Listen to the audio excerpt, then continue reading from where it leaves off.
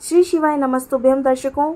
वट सावित्री व्रत ज्येष्ठ माह के कृष्ण पक्ष की अमावस्या और पूर्णिमा तिथि को रखा जाता है। कुछ महिलाएं इस व्रत को सप्तमी तिथि के दिन भी रखती हैं। यह व्रत बहुत ही खास होता है क्योंकि यह पति की लंबी आयु और घर में सुख समृद्धि के लिए इस व्रत को रखा जाता है। कहा जाता है कि वट सावित्री व्रत के दिन आप पूरी निष्ठा श्रद्धा से अगर वट वृक्ष की पूजा करती हैं तो आपके पति की लंबी आयु होती है। कभी भी अकाल मृत्यु का भय उसे नहीं सताता है, अकाल मृत्यु भी नहीं होती है। कहा जाता है कि वट सावित्री व्रत के दिन आप निर्जला व्रत भी रख सकते हैं। अगर निर्जला व्रत ना रख पाएँ तो आप फलाहार भी कर सकते हैं, लेकिन फलाहार आपको पूजा के बाद करना है। अब हम आपको कुछ उपाय बताने वाले हैं जो वट सावित्री व्रत के दिन आप जरूर करें। इससे आपके जीवन में काफ़ी सुख प्रदान होगा, साथ ही आपके पति की लंबी आयु होगी और पति की उन्नति होती चली जाएगी। जिस भी कार्य क्षेत्र में वे कार्य कर रहे हैं, नौकरी व्यापार, तो दिन दुगनी रात चौगुनी तरक्की होती चली जाएगी। आइए जानते हैं वट सावित्री व्रत के दिन किस नियम को करें, किस उपाय को करें जिससे कि आपके घर में धन संपदा बढ़े और पति की लंबी आयु हो। वट सावित्री व्रत के दिन आपको पूजा की थाली में एक मिट्टी का कलश रखना है। मिट्टी का कलश होना चाहिए, थोड़ा बड़ा सा होना चाहिए, जिससे कि आप 7 परिक्रमा जल अर्पित करते हुए कर लें। अगर एक परिक्रमा भी आप जल अर्पित करते हुए कर लेंगे वट वृक्ष की तो बहुत ही खास माना गया है। मिट्टी का ही बर्तन लेना है आपको, संभव हो सके तो मिट्टी का कलश ले लें और मिट्टी के कलश में आप ठंडा जल भर लें। ठंडा जल होना चाहिए, इस बात का विशेष ध्यान रखें क्योंकि गर्मी का समय चल रहा है। और उसके बाद आपको एक पंखा लेना है। पंखा आप ताड़ के पत्ते का ले सकते हैं या फिर आप बांस के पत्ते का ले सकते हैं। बांस का भी पंखा बनता है जो आपने देखा होगा, आजकल बहुत कम देखने को मिलते हैं, लेकिन वह पंखा आपको लेना है। उस पंखे की पूजा करनी है विधिवत वट वृक्ष के नीचे रख करके। फिर आपको पूजा के दौरान सबसे पहले ऐपन चढ़ाना है। ऐपन किस तरीके से बनाना है वह वीडियो हमने अलग से डाल रखा है।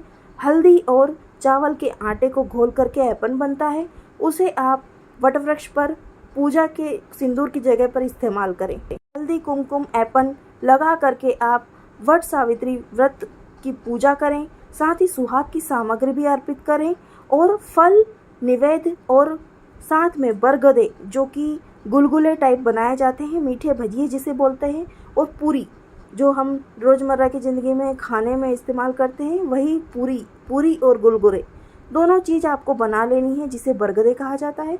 वह भोग में लगानी है, 2 पूरी और 2 बरगदे लगा दें। और उसके बाद कच्चा सूत ले लेना है और बरगद के वृक्ष की 108 या फिर 7, 11, 21, 51 जितनी भी परिक्रमा आपको लगानी है, अपनी श्रद्धा अनुसार जैसा बन सके वैसी आप परिक्रमा लगा लें। परिक्रमा लगाने के बाद में वट वृक्ष के नीचे बैठकर आपको वट सावित्री व्रत की कथा सुननी है। सत्यवान और सावित्री की कथा का वीडियो हमने अलग से डाल रखा है, उसे अवश्य देखिएगा। उसमें पूरी कथा सुनाई गई है, आप उसे सुन सकते हैं। उसके बाद आपको वहीं बैठ कर के वट वृक्ष के नीचे बैठकर ही अपना व्रत का पारण करना है, यानी कि आप निर्जला व्रत रखेंगी। सुबह से कुछ भी नहीं खाना है आपको, इस बात का विशेष ध्यान रखें। आपकी पूजा होने के बाद में आपको वहीं बैठ कर के बरगद के पत्ते के बीच में एक छोटा सा पत्ता उगता है, उसे ले लेना है और 7 काले चने ले लेने हैं भिगे हुए। उन्हें आपको पानी के साथ में, जल के साथ में निगलना है, यानी आपको खा लेना है पर बिना चबाए खाना है। इस तरीके से आपका व्रत संपन्न होता है। इसके बाद आप घर जाकर फलाहार कर सकती हैं। फलाहार नहीं तो आप कुछ मिष्ठान का भोग, जो भी आप फलाहार वाली मीठी चीज़ खाना चाहती हैं वह खाने, फल खा सकते हैं। इसके बाद आपको अगले दिन ही व्रत का पारण करना है। यह व्रत पूर्ण रखा जाता है पति की लंबी आयु के लिए और साथ ही आपके बच्चों के सुख शांति और समृद्धि के लिए भी इस व्रत को रखते हैं।